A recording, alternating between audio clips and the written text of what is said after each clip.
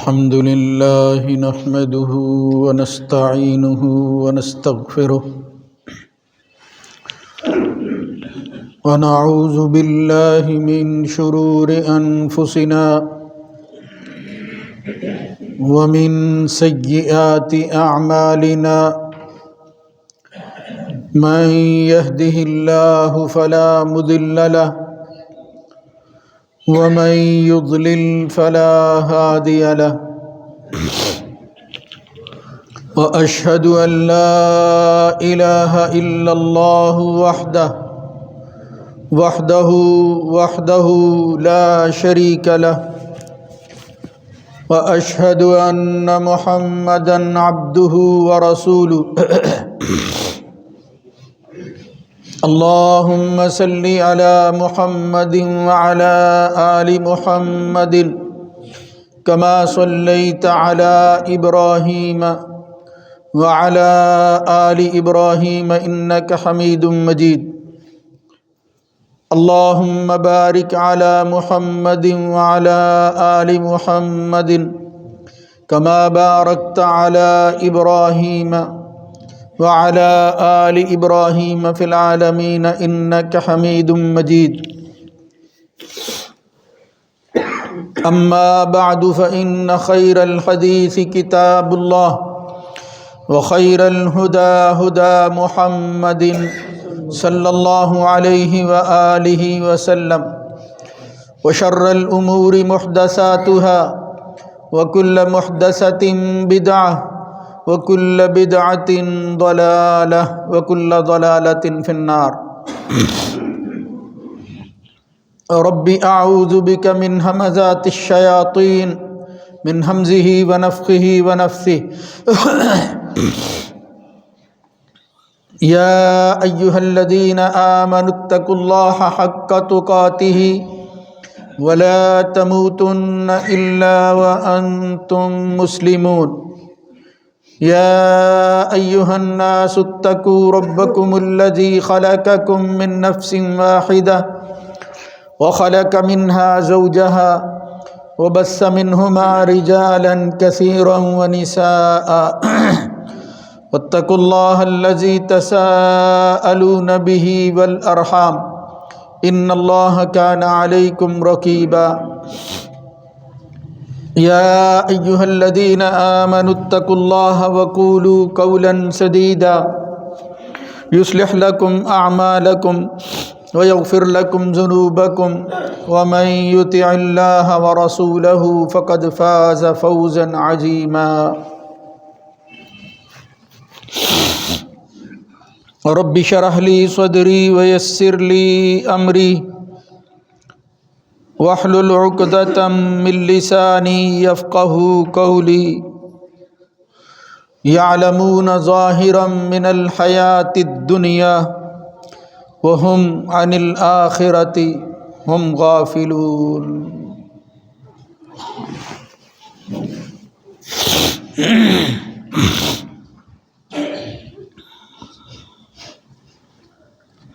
یہ لوگ دنیا کی حیاتی کے ظاہر کو جانتے ہیں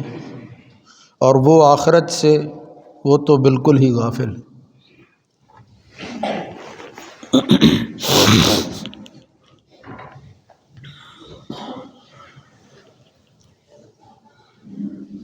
اللہ رب العزت کی حمد و ثنا کے بعد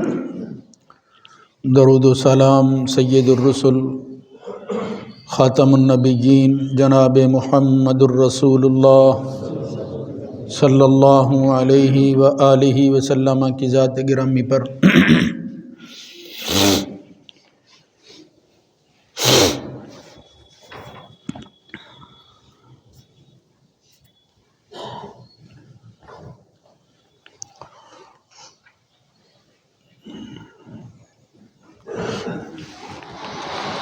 کوئی چیز بھی عمل کے احاطہ میں آنے سے پہلے یا کسی چیز پر عمل کرنے سے پہلے جو چیزیں ضروری ہوتی ہیں ان میں سے اصل چیز وہ علم ہے جس کی بنیاد پر وہ عمل کرنا چاہتا ہے، یعنی چیزوں کا، اشیاء کا علم، معرفت، اس کی حقیقت اور کنہ کو جاننے کی کوشش کرنا، پھر اس کو اپنے لیے پریکٹس کا حصہ بنانا، یہ وہ ترتیب ہے جو اہل علم نے اور ہر ذی شعور انسان نے قائم کی ہے۔ ہمارے نزدیک سب سے بڑا علم یا علم سے متعلقہ چیزوں کی تشریح جہاں سے ہمیں معلوم ہوتی ہے وہ اللہ کی کتاب ہے، محمد الرسول اللہ صلی اللہ علیہ وآلہ وسلم کے فرامین حدیث اور سنت کی شکل میں۔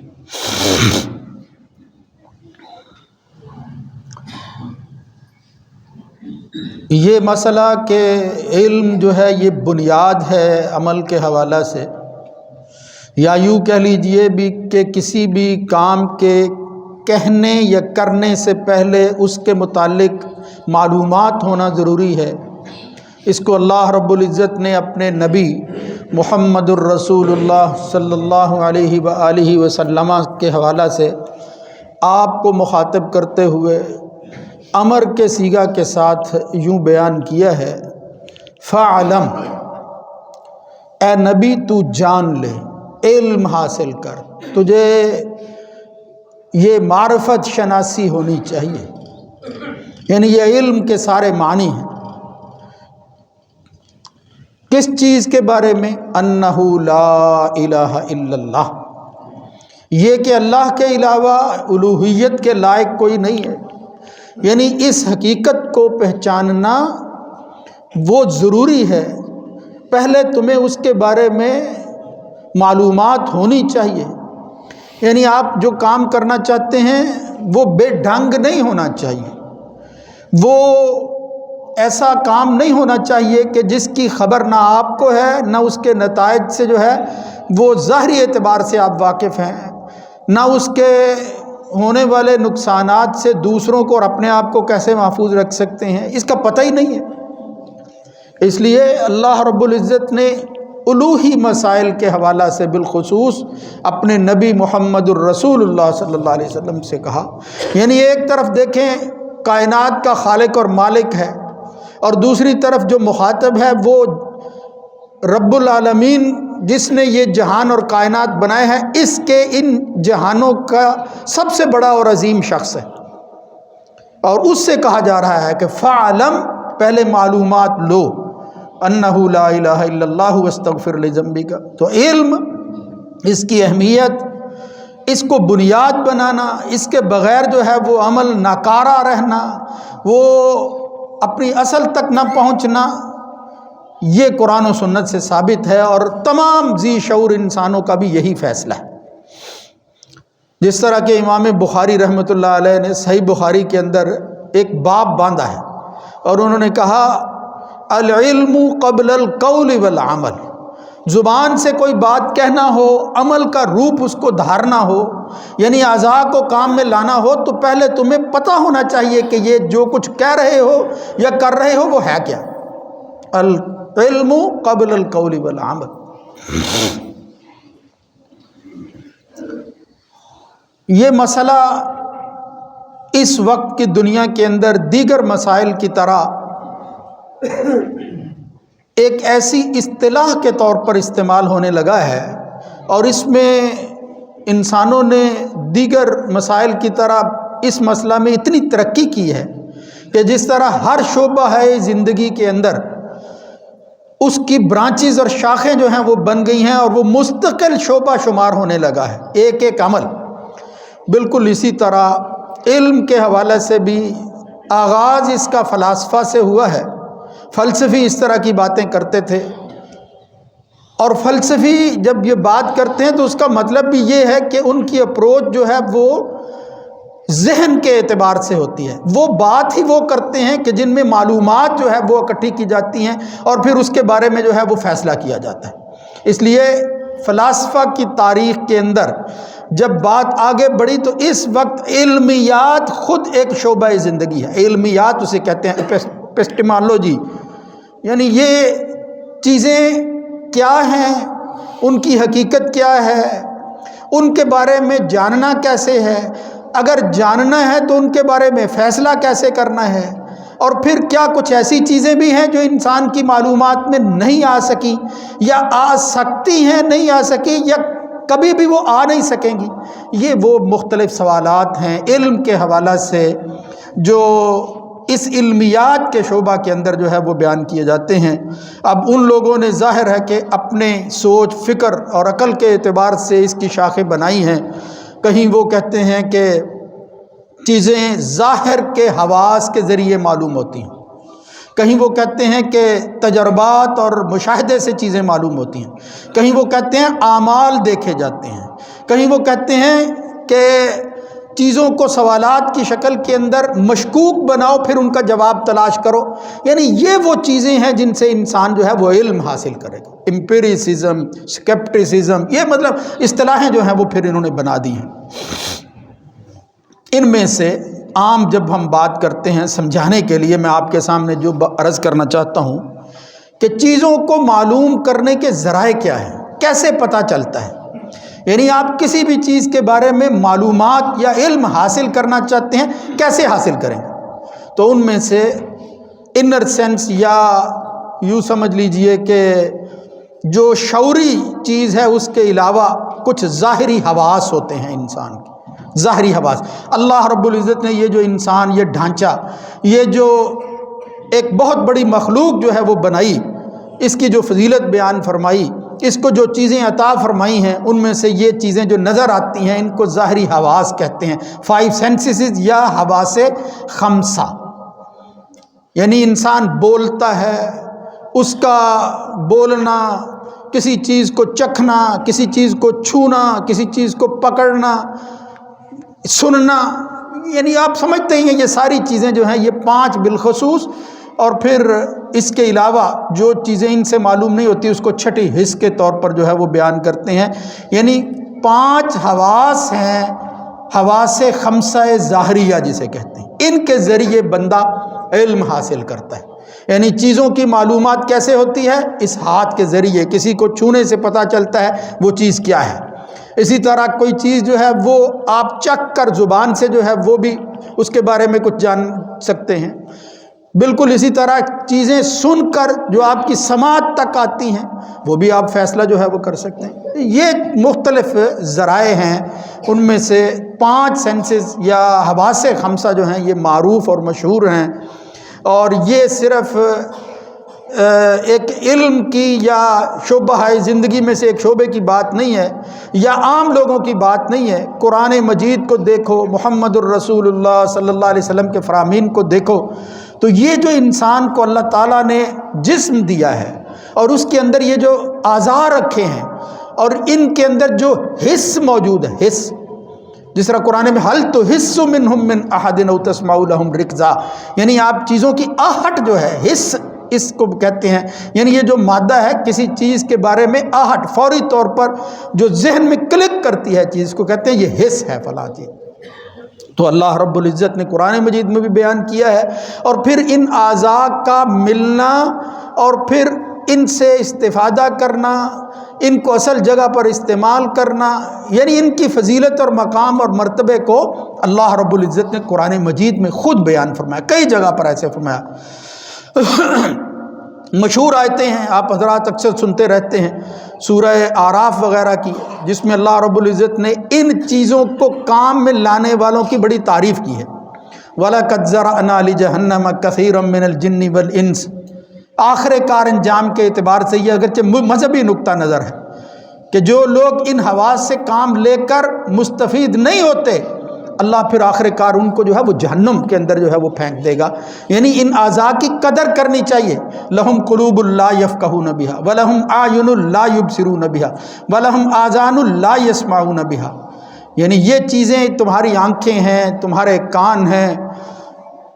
اور تمہارا دل ہے، ان کو کام میں لاؤ۔ اگر کوئی شخص ان سے وہ جس کی خاطر یہ بنائے گئے ہیں فائدہ نہیں اٹھاتا، کام میں نہیں لاتا، اولئک کالانعام، اللہ فرماتا ہے پھر یہ ظاہر کے اندر تو ہاتھ، پاؤں، آنکھ اور کان رکھنے والا انسان نظر آتا ہے، ہماری نگاہ کے اندر وہ انسان نہیں ہے، کل انعام ہے، وہ جانوروں کی طرح ہے، بل ہم اضل، ان سے بھی گیا گزرا ہے، اولئک هم الغافلون، اس لیے کہ وہ ان اعضاء کے ذریعے جو فائدہ اٹھا سکتا تھا وہ نہیں اٹھا رہا، لہذا وہ غفلت میں زندگی گزارنے والا آدمی، ان اعضاء کی قدردانی نہ کرنے والا آدمی، ان کو ذریعہ علم نہ بنانے والا تاکہ وہ حقیقت کی معرفت حاصل کر سکے، کل انعام بل ہم اضل، بلکہ اللہ رب العزت نے ایک اور جگہ سورہ انفال کی بات، ان شر الدواب عند اللہ، دیکھو اللہ رب العزت نے انسان کو انسان شمار ہی نہیں کیا، فرمایا شر الدواب، یہ جو چوپائے چلتے ہیں، چوپائے، حالانکہ انسان تو 2 پاؤں والا ہے، لیکن فرمایا یہ چوپایا ہی ہے، شر الدواب عند اللہ، سب سے برے جو ہے وہ چوپائے کون سے ہیں؟ الصم البکم، وہ کیا ہیں؟ وہ بہرے ہیں، گونگے ہیں، یعنی ظاہر کے اندر تو ایسا نہیں ہے، ان کے کان ہیں، سنتے ہیں چیزیں، زبان ان کی جو ہے وہ چلتی ہے، وہ تو خاموشی نہیں ہوتی، لیکن فرمایا سم البکم الذین لا یعقلون، اس لیے کہ وہ اس سے پھر فائدہ نہیں اٹھاتے، یعنی ان کو استعمال کر کے جو نتیجہ حاصل کرنا چاہیے، عقل سیکھنی چاہیے، علم سیکھنا چاہیے، وہ ایسا نہیں کرتے، حتیٰ کہ اللہ نے قرآن مجید میں سورہ ملک کے اندر فرمایا قل هو الذی انشأکم وجعل لکم السمع والابصار والافئدہ لعلکم تشکرون، یا کہیں فرمایا قلیلا ما تشکرون، کہہ دیجئے کہ اللہ ہی وہ ذات ہے، انشأکم، جس نے تمہیں پیدا کیا، وجعل لکم السمع، سماعت قوت، وجعل لکم السمع والابصار والافئدہ، دیکھنے کے لیے، سننے کے لیے، سمجھنے کے لیے دل جو ہے وہ عطا کیے، لیکن ان سے فائدہ اٹھانے والے قلیل، بہت کم لوگ ہیں، شکر کا راستہ اختیار کرنے والے بہت کم لوگ ہیں، حتیٰ کہ جب یہی محروم لوگ ان اعضاء کو، ان نعمتوں کو کام میں نہ لاتے ہوئے اس دنیا کی زندگی گزار کر چلے جائیں گے، آخرت کی دنیا کے اندر جس ٹھکانے کے اندر وہ ہمیشہ ہمیشہ کے لیے ہوں گے، جس دہکتی آگ کا وہ حصہ بنیں گے، اس وقت بھی وہ ان اعضاء کی قدردانی کو یاد کریں گے کہ کاش ہم قدردانی کر لیتے، کاش ہمیں احساس ہو جاتا کہ یہ اعضاء جو ہیں یہ کتنی بڑی نعمت تھی جو اللہ تعالیٰ نے عطا کی تھی، قالوا لو کنا نسمع، لو کنا یعنی لفظ آپ دیکھیں، کاش ایسا ہو جاتا، حسرت بری نگاہ کے ساتھ جو ہے وہ دیکھیں گے اور زبان سے الفاظ جو ہے وہ ادا کریں گے، لو کنا نسمع او نعقل، کاش ہم سنتے اور سمجھتے، ما کننا فی اصحاب السعیر، اس دہکتی ہوئی آگ کا حصہ بننے والے نہ ہوتے، اس کے ساتھ ہی نہ ہم بنتے۔ تو عرض کرنے کا مطلب یہ ہے کہ قرآن مجید میں نبی کریم صلی اللہ علیہ وسلم کی حدیث نے یہ اعضاء، ان نعمتوں کا تذکرہ کیا، تو یہ ذرائع علم میں یہ جو حواس ہیں ان کا انکار نہیں ہے، یہ کوئی بھی شخص انکار نہیں کر سکتا کہ علم ہمیں ان کے ذریعے جو ہے وہ معلوم ہوتا ہے، لیکن کیا صرف یہ اعضاء کافی ہیں؟ جو چیز ان کے ذریعے حاصل ہو بس اسی پر اکتفا کرنا چاہیے؟ وہ جو میں علمیات کی بات کر رہا تھا، ایک گروہ یہی کہتا ہے بس ٹھیک ہے، حواس کے ذریعے جو معلوم ہوتا ہے اس پر عمل کرو، وہ کافی ہے، لیکن جب ایک ذی شعور انسان سوچتا ہے اور اس کے اندر مقاصد کی زندگی سے متعلقہ سوالات اٹھتے ہیں تو پھر وہ کبھی ان حواس کے علم کو کافی نہیں سمجھ سکتا، بلکہ حواس تو بعض دفعہ ناکارہ بھی ہو جاتے ہیں، استثنائی شکل اگرچہ ہے لیکن ایسا ہوتا ہے۔ اگر یہی کلی ذریعہ علم ہوتا تو بہت سے لوگ جو ہیں وہ پھر محروم رہ جاتے، یعنی وہ کامیابی کی زندگی تک نہ پہنچ پاتے۔ ہم دیکھتے ہیں گرمی سردی کا احساس بعض دفعہ کمزوری کی وجہ سے، کسی خرابی کی وجہ سے، حس کے اندر تبدیلی کی وجہ سے ہوتا ہے، بہت سے لوگ سن نہیں سکتے، بول نہیں سکتے، نقص ہے ان کا، یعنی یہ ذرائع علم جو ہیں یہ بھی کامل نہیں ہے، بلکہ کام کرتے کرتے یہ جو ہے وہ ذرائع وہ چھوڑ دیتے ہیں، وہ ناکارہ ہو جاتے ہیں، اور پھر ہر آدمی کے حس وہ ایک طرح چیزوں کو جو ہے وہ نہیں دیکھتی، ایک طرح محسوس نہیں کرتی، ان کے اندر جو ہے وہ فرق ہوتا ہے۔ اس لیے یہ صرف یہ جو ظاہری حواس ہیں، 5 سینسز ہیں، ان کو ذریعہ علم ماننا اور آخر کار جو ہے وہ انہی پر اکتفا کر لینا، اس کے علاوہ کچھ نہیں ہے، یہ بہت بڑی جہالت ہے۔ کوئی بھی آدمی جو ہے وہ ذی شعور اس کو ماننے کے لیے تیار نہیں ہوگا۔ اس کی مثالیں بے شمار دی جا سکتی ہیں کہ اگر صرف ان حواس کے ذریعے جو ہے وہ علم حاصل کر کے آدمی عمل کرنے لگے تو پھر کیا کیا خرابیاں جو ہیں وہ جنم لے سکتی ہیں۔ اس کے علاوہ اب میں چونکہ صرف اشارہ ہی کر سکتا ہوں، ایک اور ذریعہ علم اس سے پہلے لے لیں یا بعد میں، اس سے پہلے رکھیں تو زیادہ بہتر ہے۔ وہ کیا ہے؟ ان حواس کے علاوہ اللہ نے ایک بہت بڑی نعمت انسان کو دی ہے، اور اللہ کو نہ ماننے والے بھی اس کو تسلیم کرتے ہیں، وہ ہے عقل کی نعمت۔ عقل یعنی چیزوں کے فیصلہ کرنے کی قوت، ایک ایسی قوت کہ جو قبول علم کے لیے یا خود وہ علم ہے جس سے انسان جو ہے وہ اس قوت کے ذریعے فائدہ اٹھاتا ہے، اس کو کہتے ہیں عقل۔ عقل غریزی یعنی یہ انسان کے اندر بنائی ہوئی ایک قوت، ایک طاقت۔ ہم تو کہتے ہیں مانتے ہیں یہ اللہ کی بنائی ہوئی ہے، لیکن اگر اللہ کی بات نہ ماننے والے جو ہے وہ بھی اس پر بحث کریں، اس کو قبول کریں، انکار نہیں کر سکتے، عقل کو وہ بھی تسلیم کرتے ہیں۔ بلکہ عقل کو انہوں نے وہ کچھ تسلیم کر لیا ہے جو تسلیم نہیں کرنا چاہیے تھا۔ دنیا کے اندر ذرائع علم کے اعتبار سے جب عقل کو معیار بنایا گیا، اس کو ذریعہ علم شمار کیا گیا، تو پھر اس کی وجہ سے بڑی خرابیاں جو ہیں وہ پیدا ہوئی۔ لیکن وہ خرابیاں جو ہیں ان سے پہلے قرآن و سنت دیکھو۔ کہیں لوگ یہ نہ کہیں کہ یہ مذہبی لوگ جو ہیں یہ عقل کے منکر ہوتے ہیں، یہ عقل کے مخالف ہوتے ہیں، یہ عقل سے کام نہیں لیتے۔ حالانکہ اللہ رب العزت نے غیر مذہبی لوگوں، منکرین کو قرآن مجید سارے کے اندر ایک دو دفعہ نہیں سینکڑوں ہزاروں دفعہ کہا ہے یہ عقل سے کام نہیں لیتے، یہ عقل سے محروم لوگ ہیں۔ ورنہ قرآن مجید کے شاید ہی کسی پارے کے اندر کوئی آیت جو ہے وہ نہ موجود ہو کہ جس کے اندر عقل سے کام لینے کے بارے میں جو ہے وہ ترغیب نہ دی گئی۔ عقل سے کام لو۔ اولم یتفکروا فی انفسہم ما خلق اللہ السماوات والارض، کہیں اللہ رب العزت نے تفکر، تدبر، لب، حلم اور اسی طرح نہا، ہجر، کیا کیا لفظ استعمال کیے ہیں جس سے مقصود یہ عقل۔ لآیات لأولی النہا، لآیات لأولی الالباب۔ اللہ کے رسول صلی اللہ علیہ وسلم تہجد کے وقت اپنی زندگی رات میں صبح ہونے سے پہلے قرب الہی کے حصول کے لیے اللہ جب سب سے زیادہ بندے کے قریب ہوتا ہے جو چیزیں پڑھتے تھے وہ یہی تھی، انہی چیزوں کو دہراتے تھے۔ ان فی خلق السماوات والارض واختلاف اللیل والنہار، کہیں سورہ بقرہ میں والفلک التی تجری فی البحر آ رہا ہے، یہاں آ رہا ہے واختلاف اللیل والنہار، یہ آسمان و زمین، اختلاف لیل و نہار، اس میں کیا ہے؟ لآیات لأولی الالباب، عقل والوں کے لیے، عقل والوں کے لیے اللہ رب العزت نے اس میں بڑی نشانیاں رکھی۔ ان فی ذلک لآیات لأولی النہا، اور کہیں فرمایا والفجر ولیال عشر والشفع والوتر واللیل اذا یسر هل فی ذلک قسم لذی حجر، اگرچہ یہ ہجر کا لفظ عقل کے معنی میں ایک ہی دفعہ قرآن مجید میں آیا ہے، لیکن یہ بھی لفظ اللہ نے استعمال کر دیا ہے۔ ہجر کا معنی ویسے رکاوٹ ہوتی ہے، اس کا مطلب یہ ہے کہ یہ انسان کی عقل یا یہ صلاحیت، یہ قوت انسان کو بہت سی چیزوں سے بچاتی ہے، روکتی ہے، ٹوکتی ہے، اسی لیے اس کو ہجر کہا گیا ہے۔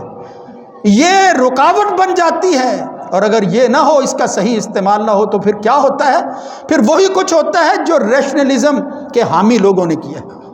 میرے بھائیوں، یہ چیزیں میں اکثر عقل کے حوالے سے وہ تجزیاتی طور پر عرض کرتا رہتا ہوں، لیکن اس وقت علم کے ذرائع میں سے ایک بڑا ذریعہ جو عقل ہے، اس کا دائرہ کار کیا ہے، اور پھر کیا یہ کافی ہے؟ یعنی اس وقت کی دنیا کے اندر جو لوگ یہ سمجھتے ہیں کہ یہ حواس خمسہ کے بعد عقل کا ہونا یہ تو پھر انتہا ہے، جس کو یہ مل گیا قطعاً اس کو کسی چیز کی ضرورت نہیں ہے، اس نے حقیقت پا لی۔ بالکل ایسا نہیں ہے، حقیقت کی دنیا ہی کچھ اور ہے۔ یہ ظاہری حواس تو اس دنیا کے اندر انسان کو اس کی ضرورتیں پوری کرنے کی کام آتی ہیں، لیکن اس کی زندگی کا مقصد کیا ہے، وہ کیوں آیا ہے، اور اس نے کیسے رہنا ہے، اس نے کہاں جانا ہے، اس کے بعد اس کے ساتھ کیا ہونے والا ہے، یہ وہ سوالات ہیں جو ہر انسان کے ذہن میں آتے ہیں، یقیناً آتے ہیں۔ وہ نہیں تھا، وہ آ گیا ہے، وہ پھر چلا جائے گا، یہ کیا مقصد ہے آخر، یہ کیا خدا نہ خواستہ ان لوگوں کی زبان کے اندر بس کھیل ہی ہے، وما ھذہ الحیات الدنیا الا لہو و لعب، ہاں ان کے نزدیک یہ کھیل ہی ہے اور یہ دائرہ جو ہے وہ گھومتا رہتا ہے، ہمارے نزدیک ایسا نہیں ہے، یہ بہت بڑی مقصدیت جو ہے وہ اس کے اندر پنہاں ہے۔ یہ انسان کیوں بنایا گیا، کیسے آتا ہے، کیا کرتا ہے اور پھر کہاں جائے گا اور پھر کیا کرے گا، یہ ہے اصل زندگی جو نہ حواس سے معلوم ہوتی ہے نہ عقل جو ہے اس کا فیصلہ کر پاتی ہے۔ عقل اس کے گھوڑے جب دوڑاتا ہے انسان، بقول وہ اقبال کے بھی کہ عقل سے گزر جا، یہ تمہیں جو ہے وہ مقصد تک نہیں پہنچائے گی، یہ تو چراغ راہ ہے، منزل نہیں ہے۔ عقل سے دور گزر جا اس لیے کہ یہ چراغ راہ ہے، یہ منزل نہیں ہے، اور انسان کو منزل کی تلاش ہے، مقصدیت تک اسے پہنچنا ہے۔ میں صرف ایک مثال دے کر جو ہے وہ آپ کو سمجھانا چاہتا ہوں کہ جو عقل اور اس کو اتھارٹی سمجھ کر ان حواس کے ذریعے علم حاصل کرتے ہیں اور فیصلے کرتے ہیں، کیا خرابیاں پیدا ہوتی ہیں۔ دنیا کے اندر اس وقت زیادہ تر ریشنلسٹ لوگ، یہ عقل پرست لوگ موجود ہیں اور انہوں نے اس کو خدا بنا لیا۔ یہ نہیں کہ اس وقت، پہلے بھی لوگوں نے بنایا، جو بھی اس عقل کو اس کی صحیح جگہ پر استعمال نہ کر سکا، اس نے خدا کے مقابلہ میں اس کو جو ہے وہ ٹھہرایا ہے، یہ خدا ہے اس کے نزدیک سب سے زیادہ، یعنی آخری اتھارٹی اس کی یہی ہے۔ آج اس وقت وہ لوگ جو چاند اور سورج تک پہنچنے کے دعوے دار ہیں، وہ کہتے ہیں ہم نے دنیا کو تسخیر کر لیا ہے، تم جو ہے وہ محدود زندگی گزارنے والے محدود ذہنیت کے حامل لوگ ہو، ہم وہاں پہنچ گئے ہیں، اور یہ سب کچھ ہمیں اس عقل کے ذریعے معلوم ہوا ہے۔ ان کی ایجادات دیکھ کر آدمی ایک دفعہ دنگ ضرور رہ جاتا ہے، مگر ان کے اعمال کو دیکھ کر پھر وہی حسرت کرتا ہے کہ ان کا انجام کیا ہونے والا۔ آج وہی ترقی کی منازل کو طے کرنے والے ممالک جب اپنی شعوری زندگی کے اندر سب مل کر کوئی قانون پاس کرتے ہیں اور فیصلہ کرتے ہیں، تو پھر وہ عقل کا فیصلہ نہیں کرتے، وہ شعور کا فیصلہ نہیں کرتے، وہ جانوروں والا فیصلہ کرتے ہیں کہ اب اپنی خواہشات کو پورا کرنے کے لیے مرد کو کسی عورت کی نہیں ضرورت، مرد کے ساتھ جو ہے وہ اپنی خواہش پوری کر سکتے ہیں۔ اور پھر میرے بھائیوں، یہ آج کی بات نہیں ہے، اللہ کے دین کے ڈاکو اور نقب زنی کرنے والے، اللہ کو اپنی زندگی سے نکالنے والے لوگ وہ ہمیشہ رہے ہیں۔ کرامتہ باطنیہ ایک فرقہ ہوا ہے 800 سے 900 سال پہلے کی بات ہے، تاریخ بتاتی ہے۔ اللہ کے دشمن یہ لوگ اور اسی خواہشات کے پجاری، اسی دنیا کو سب کچھ سمجھنے والے اور پھر اسی پر جو ہے وہ زندگی گزارنے والے اور ترغیب دینے والے، وہ کرامتہ اور یہی باطنی لوگ تھے۔ ان کا ایک سردار تھا، ان کا بانی تھا، ان کا بڑا تھا عبید اللہ بن حسن الکیروانی۔ اس نے ایک خط لکھا اپنے پیروکاروں کو، اور اس نے اس میں جو چیزیں بیان کی ہیں، میں ممبر پر اس کا وہ حصہ اس طرح بیان نہیں کر سکتا، کیا الفاظ اس بدبخت نے استعمال کیے۔ اس کا خلاصہ یہ تھا کہ میں حیران ہوتا ہوں انسانوں پر کہ عقل ان کو دی ہوئی ہے، اور پھر ان کے گھر کے اندر جو ہے وہ ایک خوبصورت عورت موجود ہوتی ہے بہن کی شکل کے اندر، بیٹی کی شکل کے اندر، پھر وہ اپنی خواہش کو پورا کرنے کے لیے دوسرے گھروں کی طرف کیوں دیکھتے ہیں؟ عقل کی بات ہے۔ اس نے لمبا خط لکھا ہے، اس نے کہا باہر جا کر پتہ نہیں وہ کس طرح کے رویے کی ہوگی خاتون جو تمہاری زندگی کا حصہ بننے والی ہے، اس کے ساتھ نباہ ہو سکے گا یا نہیں ہو سکے گا، اس کو تو تم بچپن سے جانتے ہو، پھر باہر جانے کی کیا ضرورت ہے؟ یعنی یہ ہیں عقل پرست لوگ جو اپنی بیٹی کو، اپنی بہن کو اپنی خواہشات کا حصہ بنا کر ان کے ساتھ وہ ظلم کرنا چاہتے ہیں، جس ظلم سے جو ہے وہ ایک ایسے ذریعہ علم نے بچایا ہے جو اللہ نے اصل ذریعہ علم بتایا تھا۔ ورنہ میرے بھائیوں، یہ بیٹی اور بہن کی تفریق اور پھر عام عورت کی جو تفریق ہے یہ ختم ہو جائے گی۔ اس وقت کا وہ بانی مبانی بندہ اپنے پیروکاروں کو یہ خط لکھ کر کہتا ہے باہر جانے کی ضرورت نہیں۔ آج بھی یہ عقل پرست، یہ ملحد اور منکرین، جب ان سے بات ہوتی ہے وہ کہتے ہیں یہ ماحول کی بات ہے، اگر آپ کے ماحول کے اندر یہ بات بری سمجھی جاتی ہے تو ماحول کی وجہ سے آپ نہ کریں، اگر کسی ماحول کے اندر اس کی اجازت ہے تو بیٹی اور بہن کی موجودگی میں باہر جانے کی ضرورت نہیں۔ میرے بھائیوں، یہ میں ممبر رسول پر بات کر رہا ہوں، آپ کبھی ان سے کلام تو کریں، ان کی کتابیں تو پڑھیں، کتابوں میں لکھا ہوا ہے یہ سارا جو کچھ میں عرض کر رہا ہوں۔ اس لیے یہ علم کے ذرائع وہ حواس ہوں، وہ عقل ہو، ان کا دائرہ کار ہے، یہ محدود دائرے کے اندر رہتے ہیں۔ عقل جو ہے اس کا بھی دائرہ کار ہے، جہاں وہ جواب دے جاتی ہے، پھر اس کے بعد جو ہے وہ آگے کی منازل کسی اور علم کے ذریعے ہم نے جو ہے وہ طے کرنی ہے۔ وہ کیا ہے، اس کو اب کون اختیار کرتا ہے، اور کیا ہم مسلمانوں نے اس کو اختیار کیا، اس کی حیثیت کیا تھی؟ وہ جو علامات رسول میں بیان کر رہا تھا، اس کے بعد ان علامتوں کے نتیجہ کے اندر اس مقام پر اس ذریعہ علم کو بتانے کے لیے وہ آنے والا شخص اور وہ جو کچھ اس کو دیا گیا وہ کیا ذریعہ علم تھا، اس کی خاطر میں نے آج ساری باتیں آپ کے سامنے عرض کی ہیں کہ ظاہری حواس اور عقل کے بعد کیا تمہیں ضرورت ہے اس چیز کے فیصلہ کرنے کی کہ کون سا کام کب اور کس طرح اور کس نے کرنا ہے؟ اس کا فیصلہ کرنے کے لیے ہمیں کسی اور ذریعہ علم کی جو ہے وہ احتیاج اور ضرورت ہوگی۔ میں اس کے بارے میں کچھ عرض کروں گا۔ اللہ رب العزت ہمیں اس افراد تفرید سے بچائے۔ اللہ رب العزت نے یہ جو نعمتیں ہمیں عطا کی ہیں ظاہری حواس کی شکل کے اندر اور عقل کی صورت کے اندر، ان کا جو مقام اور دائرہ کار ہے، جہاں رہ کر یہ اپنی جو ہے وہ صلاحیتیں اور فنکشن جو ہے وہ ادا کر سکتے ہیں، اللہ تعالیٰ اس کو سمجھ کر ان کے مطابق ان سے کام لینے کی توفیق نصیب فرمائے۔ اقول قولی ھذا استغفر اللہ لی ولکم۔